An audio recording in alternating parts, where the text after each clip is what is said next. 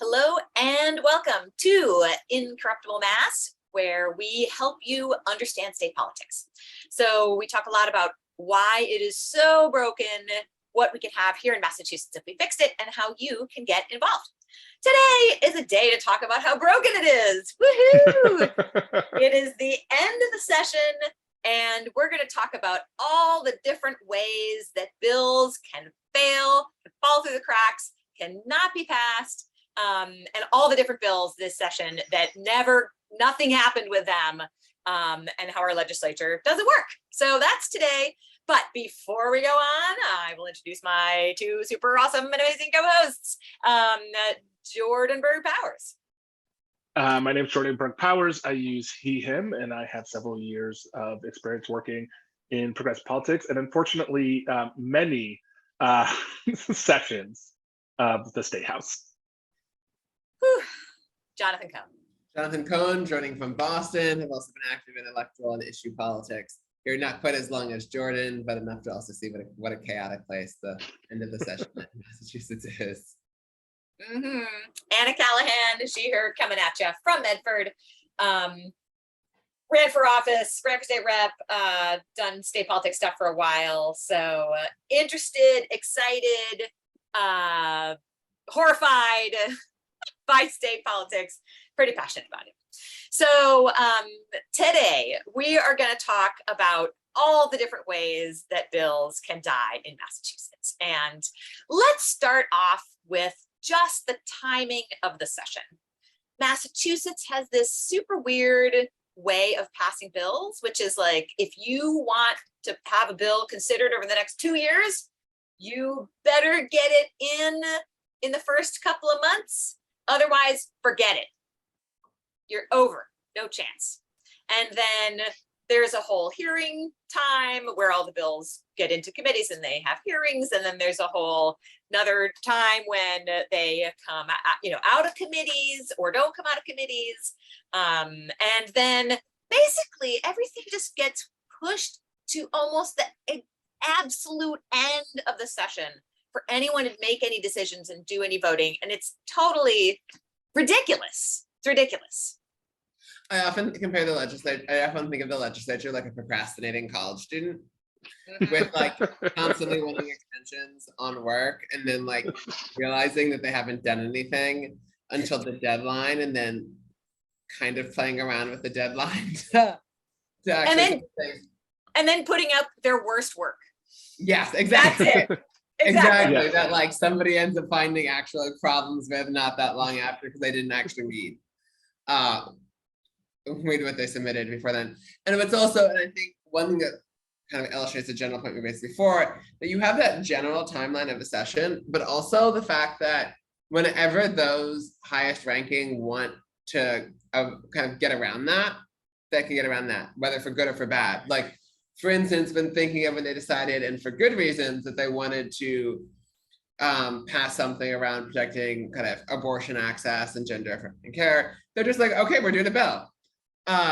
And it just speaks to how much it depends on the whim of the person on the top to decide that because of the national moment that made them decide that they cared enough to actually pass legislation that they would have otherwise let die. Yeah.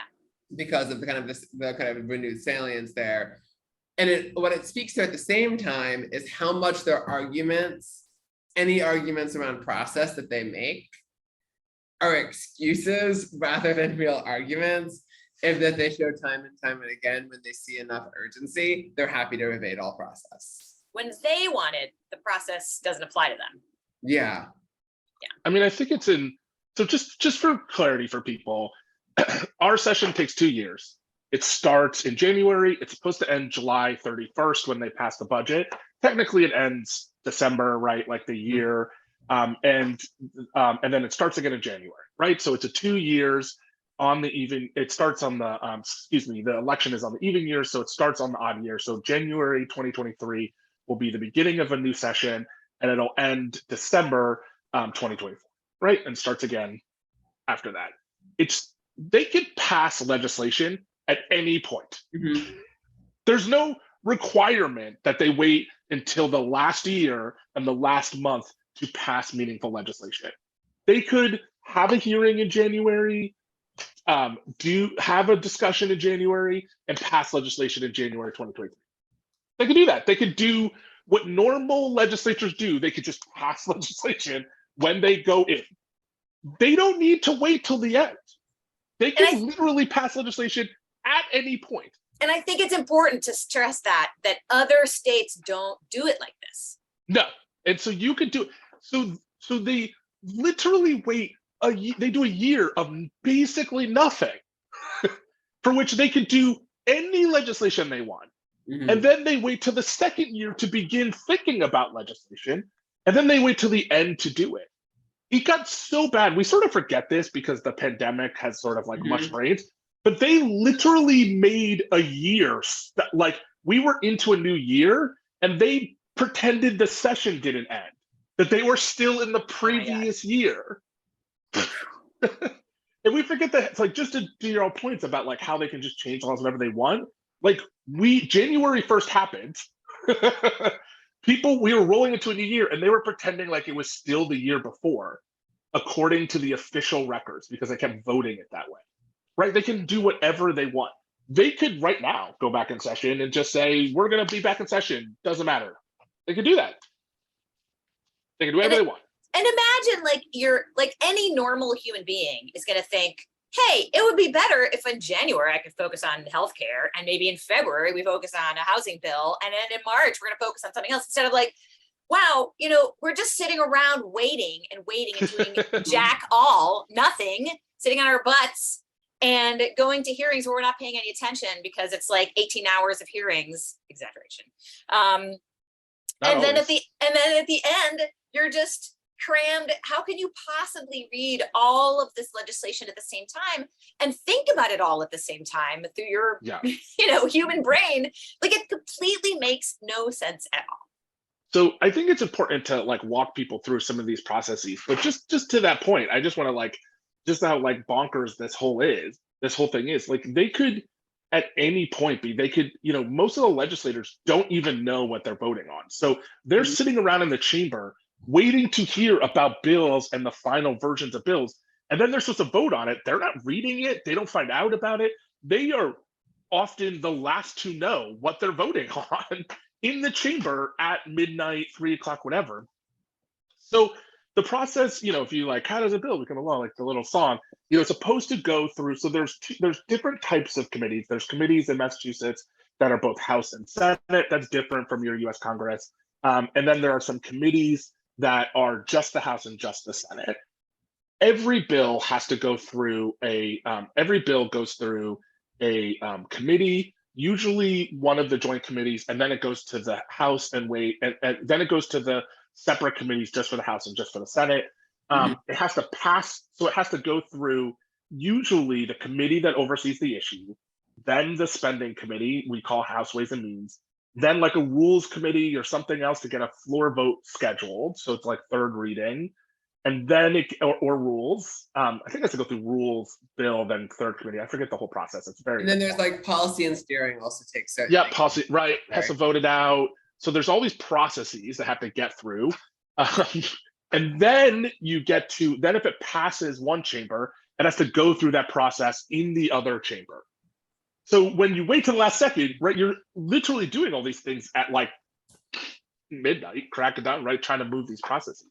But so all of these legislation, so a lot of the times we spend a lot of time testifying before a committee, advocating before a committee, and then a committee's like, yes, we think that's a good bill. And it means basically nothing. Like it's not nothing because it takes a lot to get things out of committee, but like out of committee is just like the first step of many pitfalls legislation can get through. And just like there's so many good bills that get lost, they get out of committee and then just die. I think of, so there's so thank you, Jonathan, for putting together this list. But there's like one fair wage is really near and dear to me. Can I pause you for a second? Because I want to, if we can just, before we talk about bills that got out of committee, can we talk about the bills that did not get out of committee? Like, let's just go through phase by phase. Yeah. that did not pass out of committee. Can I do one quick thing before that? Yeah. One thing that's actually an adaptation of the analogy I made prior to our starting recording. One thing that's a good way of describing the legislature, if you think of a restaurant, okay, and you're waiting to get seated to your table for the restaurant.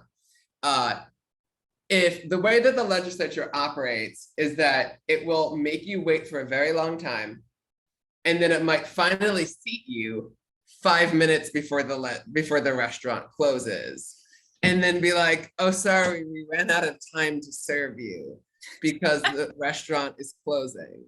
And that kind of speaks to the way in which you have that like intentional bottleneck at the end, which maybe some people will get their meal and can go, but there's so many built-in waits so that even getting seated doesn't mean you're getting your food because you have structurally built-in delay. Yeah. And so I know organizations that are working on these bills, these ones that could not get out of committee. And they've been working for decades trying to get this one thing, to get the bill out, favorably passed out of committee. And I want to just highlight that all these little steps are things that give that the sort of system gets us to spin our wheels and spin our wheels and spin our wheels and makes us think that we're moving forward when there's no guarantee at all that we will ever get that restaurant meal, right? So with Medicare for All, they're trying to build, they're trying to, they're doing all these ballot measures, they're trying to do all this stuff. That bill has not come out of committee since I don't know what year, but it's been many sessions that bill cannot get out of committee, and that's their goal, get it out of committee. But it doesn't get out of committee. Even if it gets out of committee, there's no guarantee at all that it will get passed. So some of the bills that can't get out of committee, are in addition to the Medicare for All one.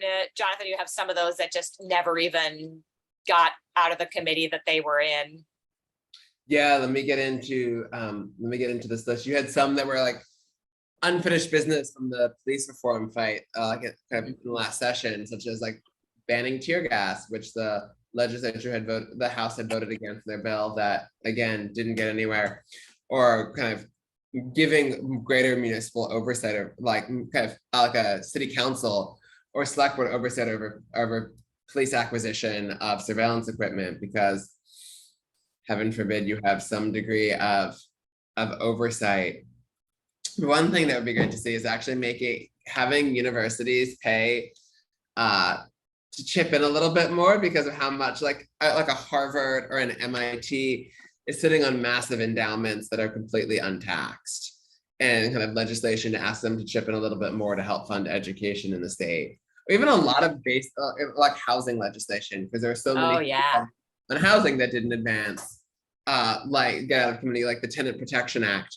It's something that was actually really interesting to think about, because that got out of committee the prior session, which mainly felt like it was an election move to help Kevin Honan, who is the housing chair. Because he had an opponent. He had a challenger. Talking a lot about that issue. And so when there wasn't an electoral need to get it out of committee, it just didn't get out of committee. Yeah, absolutely. Debt-free higher ed, that one can't make it out of committee. Real estate transfer fee. That was another one that got out of committee previously. Did it get out of committee previously? No, it's never gotten out of committee. No, I think that the issue with that one was you had a number of people who co-sponsor it voted Right. Yes. But how did we get those votes? I just assumed it must have gotten out of committee for us to see the votes, because we knew exactly who it was. Yeah. Oh, maybe. Yeah, I don't even remember. Yeah. So a lot of things just cannot, ending life without parole, a lot of stuff just cannot get out of committee. I just think it's important, some of these things are just wild, right? The curbing solitary confinement, something we know is abuse. I just think it's important to note that every single person in Massachusetts lists housing costs. Nothing on housing that could protect tenants, give people the ability, create affordable housing, anything proactive to deal with this major crisis, not even out of committee, You know, making it easier to vote. We were talking before this, rooftop solar. So those of you who don't understand rooftop solar, right? The way the regs are written, they're written for suburban people who have single family homes. If you live in a city in Massachusetts, Worcester, Springfield, Boston, and Somerville, Cambridge, all of these places, you probably live in a multifamily. You can't get solar for that multifamily. We don't have regulations that make that possible for all of the things. How wild is that? Think about how weird it is that they wrote legislation to allow solar and made it nearly impossible to have tenants of all three things get the benefit from that solar package, right? Like, it's just a wild thing. So there's just so many pieces of legislation that, again, when you just sit on these things, it's not just like, oh, they didn't pass, they didn't do these things, but we're going to now have to wait at best 2 more years to address housing costs in Massachusetts. I mean, that's a wild thing to think about, that people are going to, my child is going to go from elementary school to middle school before they're even going to think about addressing one of the major crises in this state that has been not dealt with, not 2 years ago, 4 years ago, 6 years ago, like, continues to be completely unaddressed, let alone healthcare costs, let alone, addressing the fact that people have health insurance but don't go to get care, right? Like, it's just wild that they do this, and that they don't legislate month after month, year after year, day, but wait till 1 month and a 2-year session to try to do all these things. And then, of course, they don't happen. Yeah. So then they get out of committee. So then they get to committee. Great. Then they get out of committee. Ones that succeeded in getting out of committee, hallelujah! We've been working for 20 years. We got something out of committee. Oh my God! One of my favorite is wage theft. Let me tell you why I love wage theft. Wage theft is a lot of people talk about crime. They love to talk about crime. Crime is up. You know what the media never covers? The largest crime wave that there is in America. People with power stealing the wages of regular people, normally people who are either construction workers or are paid by the contract that they're doing. People are stealing that money, and there is virtually no way for an individual to hold that individual accountable. And if you are lucky, you might get the attorney general years later to deal with it, if you're lucky. But there is no way. It pales in comparison. Just to say real quickly, there is wage theft costs people way more than every stolen good. If you totaled up the value of every stolen good in Massachusetts, it is a drop in the bucket for the amount of money that wages are stolen, and yet no police are brought, no DA is filing charges, no one's dragging people out in handcuffs. You steal a Snickers bar, you are likely, I mean, probably not, but you could get the police called. If you steal the wages of the person who stole who sold you that Snickers bar, nothing happens to you, even though one is hundreds of dollars and one is $2. That's the way our similar system works. And they have let this bill die and die and die, and they only get it out of committee to please a few people during election years, and it never goes anywhere, and it's just absolutely atrocious. Yeah, and I just have to chime in because we've talked before about how, your bike gets stolen, your stuff gets stolen from your backyard, from your porch, your car gets broken into, stuff stolen out of your car, rip your radio out of your car. They never find those people, right? No. You don't have to find the employer who's stealing your wages. That's right. We know who this is. That's right. There's nothing to solve. There's no mystery. Yeah, that's a really good point. 100% we looked everywhere and couldn't find the person who is stealing your wages. This is a really good point. That's a really, really good point. And then to this point also, the one fair wage. So if you don't know, tipping is a way in which it was used to discriminate against Black people. That's how it got started. It's now, it's one of the ways in which women face a lot of physical violence at work. And it is something that we can do to ensure that people are paid for their time when they work. Tipping would still happen, but making a sub minimum wage for people who earn tips is really inhumane. No one needs to do it. There's a bill that got out of committee, died, we don't know where. As well as, in one thing that to underscore with this, which is especially non-transparent how the system works, is you don't know who is the responsible for then kind of ending it. Like in general, like Senate and House leadership, you can generally attribute certain blame to if anything doesn't advance. But were there different people who were the holdups, who are blocking things after they get out of step one? The system is designed to not tell you that information and allow it to exist as largely a black hole. Yep. And I mean, there's just so many good bills that got lost in these things. There's wage equity bills to ensure that there's better transparency around so that women are paid for their work. There's the Sal Di Domenico, one of my favorite bills is Sal Di Domenico's bill, the Lift Kids Out of Deep Poverty, which sets a floor so that people who have deep poverty have the means to ensure that their kids have food and the things that they need. One that I can't get over that they've punted a few sessions now is the bill about allowing kind of parents who are running for elected office spend childcare to their campaign account. That you can do things as like there's one state rep candidate this cycle who expends two maybe even 3 JetBlue flights to his campaign account, and like you can expense like however many hundreds of dollars in a plane ticket to your campaign account, but the childcare that you need to go like knock on doors or attend events, hold up here, that's not allowed. And that's a ruling by Galvin, to be clear. So Secretary Galvin's office made that determination. If you run for federal office, childcare is covered. The FEC, the federal government, ruled very clearly that childcare is a campaign expense. When OCPF, the Office of Campaign Finance, had the opportunity to mirror the federal government's decisions about this, it decided that actually childcare is not essential. And so therefore, so it's not, just to be clear, it's not that there was a bill banning it or they needed to clarify some language. The Secretary Galvin's office should and could do tomorrow fix this problem. And he chose to be sexist. They chose to treat it like, oh, well, that's just a women's problem, so I'm not gonna deal with it. God forbid we have more women in office. Yeah. There's also easy things. I just want to say, like the native mascot ban, like people should not be mascots. Like it's just no one's like the fighting black people. Like it's just not like you wouldn't do that. And so like the fighting white. Fighting whiteys.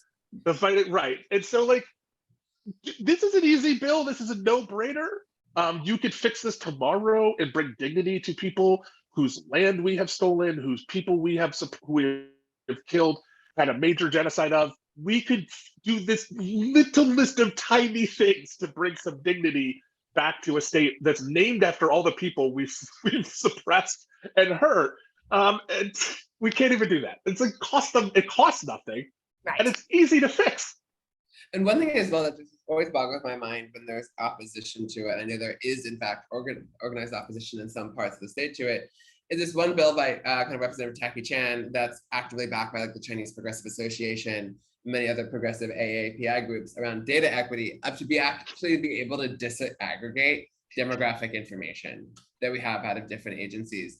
Because if you know that different populations, like especially within the AAPI community, there are different needs for different populations that can be somewhat very different, depending because of like where folks tend to live, the income levels, like English proficiency, and you can't do the best job as a government agency in meeting the needs of your community if you don't actually have the best quality data for that. But it just like keeps stalling because of when like having better information, it's like should be like the low ask that you allow, because getting actually better services is like the ultimate goal, and getting the better information to inform better services should not be a difficult thing to pass. Yeah. So, and these things are things that all the ones we just talked about, they reported out of their committee. Yeah. Right? The committee said this should pass. Committee said this should pass. And then what happened? Basically nothing. Okay. Yeah. There's no, it doesn't have to be like a decision made. It's just if they don't prioritize it, nothing happens. And I think, we've noted this, but I think it's important to note that there's a lot of politics often behind this. So they will pass things out of committee for the purposes of defending an incumbent, Yep. you know, pretending to care about an issue, pushing it through to, you know, for the sake of saying, look, we pushed it, we got out of committee. Oh, I'm sorry, we didn't have time. Again, they'll always say this, we didn't have time to pass it, but we'll get to it 2 years from now at the end in July again, right? And so it's important to note that there's a lot of reasons these things happen, but often it is just they have so many things they try to wait to the last second, and they just don't, and then they just drop them. And all of the bills that got passed out of committee that disappeared, if they wanted February, March 2023, they could pass them. None of the language will change. None of the lived realities of people who have their wages stolen, who are being sexually harassed at work because they require tips. None of those lived realities are going to change. Yeah. They could March. We're going to get to this. You know, we passed out of committee and we dropped it. We're going to fix that, but they won't. They won't because they throw them all in the trash can. Right? How broken the system is. End of the session, everything goes in the trash can. All the work everybody did, all the work that all the organizations outside the building did, all the hearings, all the, you know, all the coalition building, everything thrown in the trash can. It speaks to that kind of the theatrics that underlies the hearings cycle, because most of these bills, unless it's a brand new bill, like we already had a hearing last session, we brought an expert, we told you why this was important, you didn't show up. Yep, you weren't there. Those things are all still the same. Yep. So then, you know, miracle of miracles, some things did pass either the House or the Senate, right? They got taken up. They, you know, went up for a vote. Whether we heard who voted which way or not, they got passed in one chamber, but that doesn't mean that it's going to become a law. So it has to pass in both chambers, and the wording has to be identical. So yeah. If one word changes, they have to repass it both days. Yeah. And so these ones, of course, we got one bill passed in the House, but not the Senate, but more bills that passed in the Senate, but not the House. And, you know, a lot of these also things that have been up for a long time or are just total no-brainers. Look, the Gender X bill, it's nothing. It's so easy. It's an incredibly easy thing to do that doesn't cost a ton of money, and it just can't pass. So the Gender X bill would allow non-binary option on birth certificates and driver's licenses. Sorry, I should have explained it. Yes. Yes. And it's something that means a lot to people whose lives are affected by it. Everything from their ability to get their updated credit scores, their ability to function as adults, their ability to have proper documentation so that they're not harassed. The lived reality for the people who are struggling with their dead names, their dead lives, is real. The cost to the legislature to pass this is 5 minutes of their time. Yeah. They understand this issue.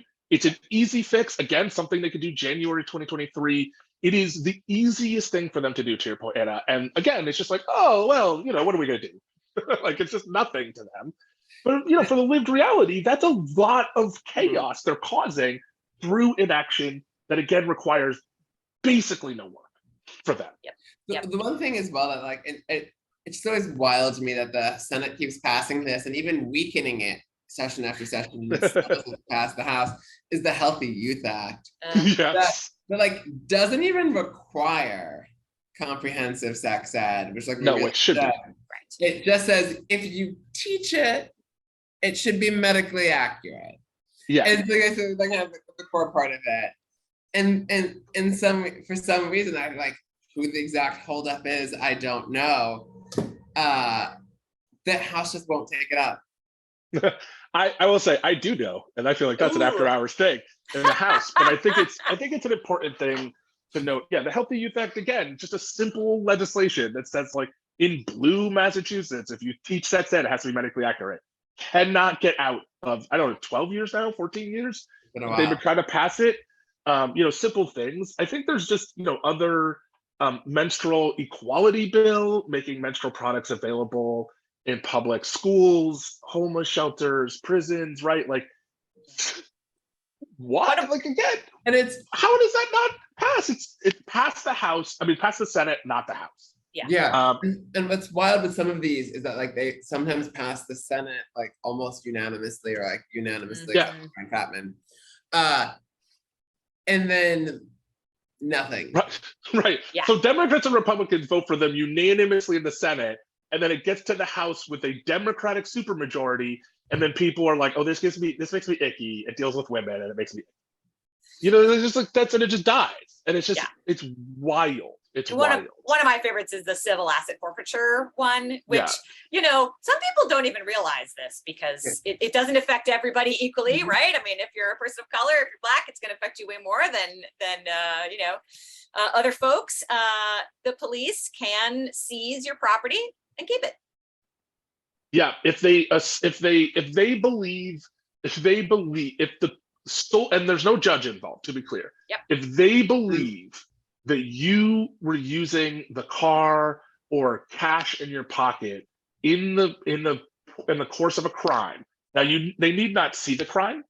They need not have proof that a crime took place. They need not have an informant that you're a criminal. They just vaguely have to believe that a crime has taken place that you were a part of, and that the thing that they want was used in it. They can take it from you with basically no oversight. If it's large enough, a judge might give it to you back, but that's murky at best. But like, let's say they sell your car, and then 6 months later you get before a judge, and the judge is like, they really should have taken that car. You're gonna get like the value of that car back if you're lucky. Like, it's just, but now you don't have a car for 6 months. Like, it's just a wild thing that happens. And this is a bill to slightly rein it in. Right.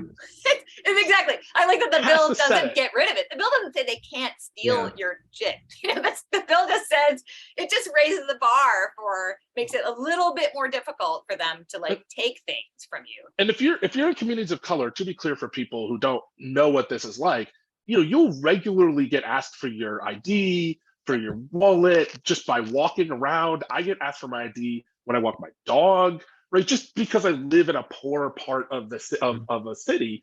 And if I have more than $100 in my pocket, the police could take it, and do for people of color.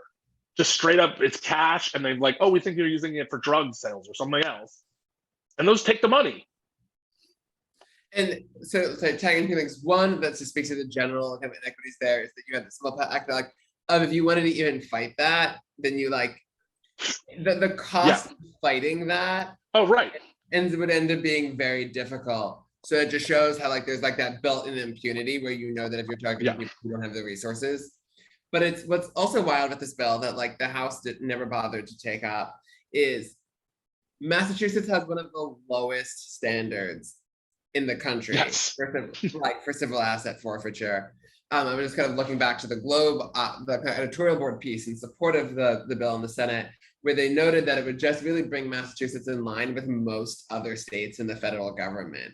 Because of how low the standards we have are, which is wild because of like here in like bleeding liberal Massachusetts. That's right. We think we're so great.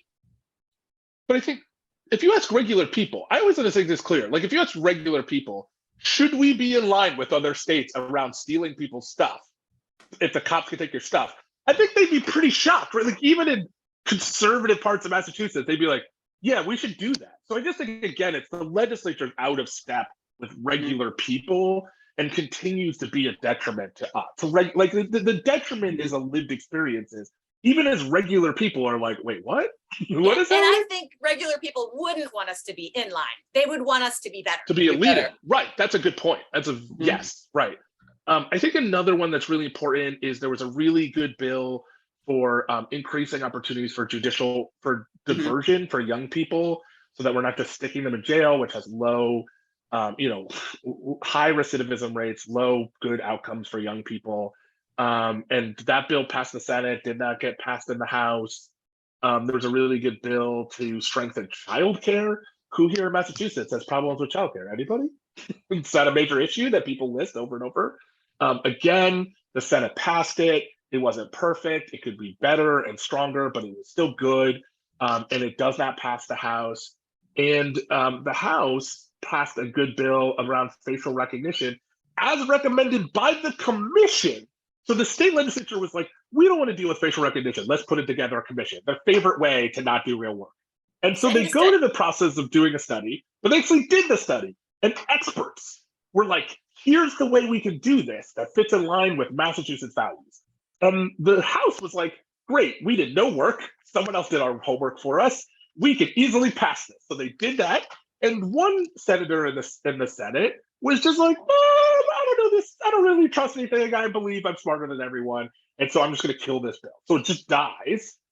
All the work the commission did, the work that the people do, the recommendations, which are salient, and again, this is a lived reality that the people who are going to be policed this way are not the constituents of the person who killed him. Right? We're literally invisible to his day-to-day. And it's just a wild thing to me, especially is like if you create a whole bunch of, as the police reform bill did, you create a whole bunch of commissions to be like, let's investigate this further.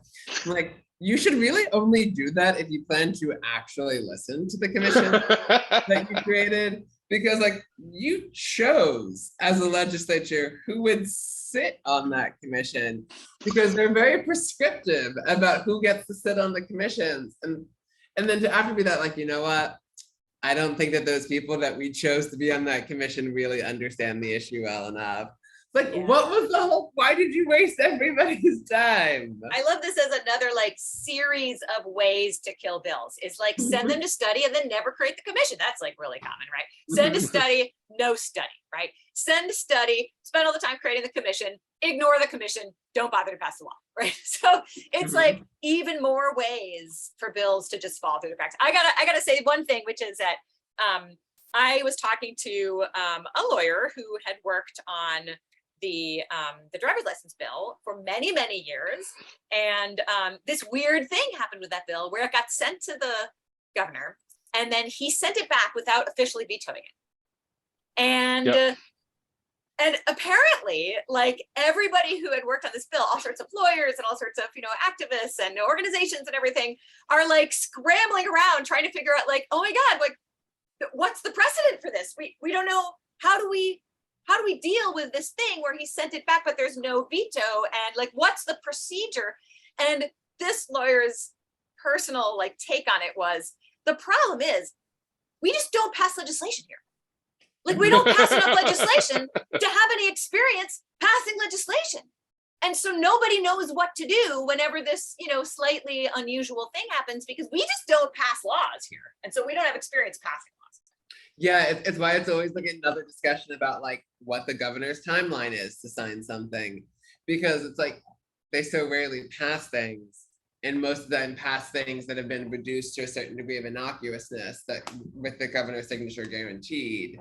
So it's a point of like relearning every time that there might possibly be a bit of contention. Yeah. And I have to add to our like waterfall of ways for bills to get tanked. I have to add in bills that pass and are never funded. Yeah. Yeah. Because, so I think that, oh, go ahead. Just because that's a real thing, and that does happen. Yeah. I think that I just want to say that the biggest bucket of this is bond bills. So this drives me, as I think I have said on this thing many times, this drives me literally bonkers. A bond bill is not a spending bill. And the way the media lazily covers it with the press releases from the people is, the transportation bill is a good example. They'll say the legislature is going to spend this much money on transportation, but that's not real. What it does, again, is it says the government is allowed to borrow money. So for every time they're like, oh, the government has to balance its budget, that's a lie. Mm-hmm. We borrow money every year. And like you or I with a credit card or anything else, right? Like we're saying like, we're going to purchase this thing. But unlike the federal government, which can print money, so it doesn't really matter if it spends more than it raises in revenue, states can't print money. So they need to go to the market to have say like, yes, we'll pay you back for this thing. And so it is like a regular credit card in that way. So rightly so, the Baker and any governor in Massachusetts doesn't spend every dollar that they're allowed to finance. So the state says, you can spend up to $100 million on transportation. But on average, only about 10% of that is actually ever spent because we wouldn't max out our credit cards. We don't spend it. Now it's uneven, right? Like transportation, they tend to spend almost all of it because roads and other things, although most of the time when it's roads and stuff, they spend it. But when it's green and technology, then it's like, oh, we're not gonna spend as much, right? See the T. But but there's Not lots that our of roads bills. are great, I gotta say. Yeah, Our roads but are housing, sucky anyway. Yes. But housing, the reason, I think we're gonna do a whole podcast about the fact that they'll never be really good because we drive too much and there's too much load on we add cars, and so there's really no way to make that. But that's a whole other. It's like a side thing about the lack of public transportation. But I think the other piece is like if you have like we passed a housing bill. I haven't looked at it, but my guess is that most of that, if none of that, was probably ever financed, right? The housing bond bill that they passed. He's not going to spend money on housing because he doesn't care, right? Because the governor doesn't care about it. He's not going to finance affordable housing projects. I'm going to get zero of that money. It's like akin to when if you were touting the gifts that you bought people when all you actually did was raise your credit limit to buy them the stuff. Oh, well and then said. you tell people, like, look at all these great things that you haven't actually spent money on. Nice. Whew. Yeah. Well, my friends, what else have we covered the gamut of ways for bills to just be? No, we still mailed haven't got away? to the governor's desk. That's the Oh biggest yeah, one. oh yeah, of course. And some of those we'll kind of dive into more with kind of an upcoming guest when we end up having Mallory Honora from Families for Justice is healing with, because you have the prison moratorium language that Baker vetoed, and the legislators are kind of enjoying their vacation rather than coming back and overriding him, as well as the total debacle around no-cost calls that the Senate engineered, with also the role of the governor in that as well. And like the one large public health bill to like fund public health boards more and standardize around them that Charlie Baker just decided he didn't like. And let's not unanimously too, if I remember correctly. Yeah, let's not forget we have a 90% majority of Democrats in the Senate and an 85% majority of Democrats in the House, and it is utterly veto-proof supermajority. Mm-hmm. So Governor Baker, like, he is a problem in many ways, right? In terms of implementing things, in terms of, any sort of executive orders, in terms of, getting things that actually financed when they're supposed to be. So yes, but he is not a problem in terms of bills passing, because there's a veto-proof supermajority, and if he vetoes something, we can still get it passed, supposedly. So, but here are all these things that get shot down by the governor, and at this point in the cycle are now we don't know whether or not they will pass. Mm-hmm. And I think it's important they always fall back on the fact that the government, but again, just to get back to the timing, if they pass this in January next year, February, they have plenty of time to work out whatever the governor doesn't like and dislike and pass the bill. It's because they wait to the last second in the legislative session that gives so much power to the Republican governor. And so he's literally saying no to things that because his donors don't like it, or because he used to be, he ran insurance, a health insurance company, and it might hurt health insurance companies. So it doesn't matter that it passed unanimously with Republicans and Democrats. He's just like, well, it'll hurt my buddies. So, I got to go work after this, right? Like, so I'm going to say no. Like, it's just, they give over all this power because of the timing again.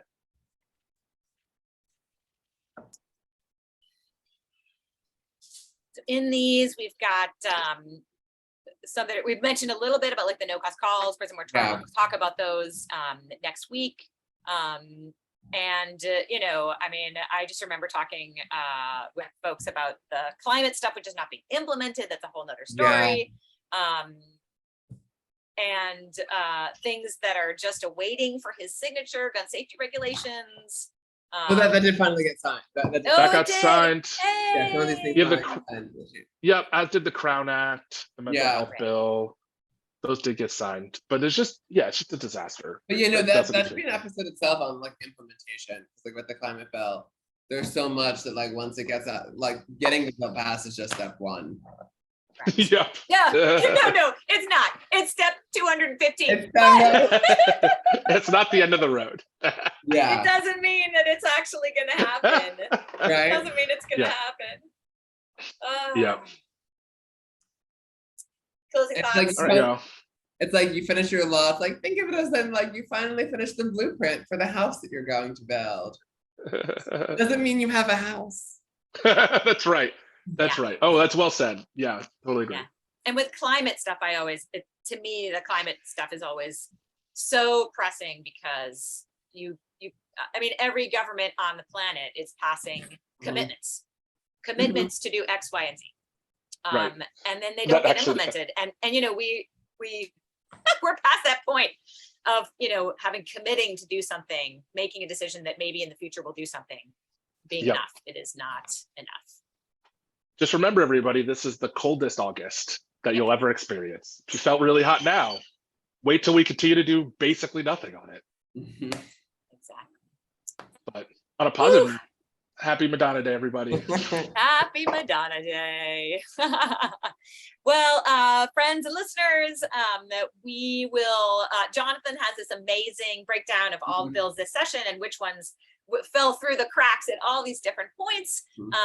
We will make sure to get that to you at some point as soon as it's up on the web. And then next week, we are going to have an amazing discussion about the prison moratorium bill and what's happening with that, just to keep everybody updated. Any final closing thoughts? I think this is a really good one. Whenever the end of the session comes, or whenever like the deadline for things coming out on committees comes, it's really good because we get to talk about sort of the structure and help people understand, you know, how things work and don't work. And anything else y'all want to dive in with before we close off for today? No, other than my possible like joke as I did before, where I could like would start amusing with Zephyr in the sky at night, I wonder.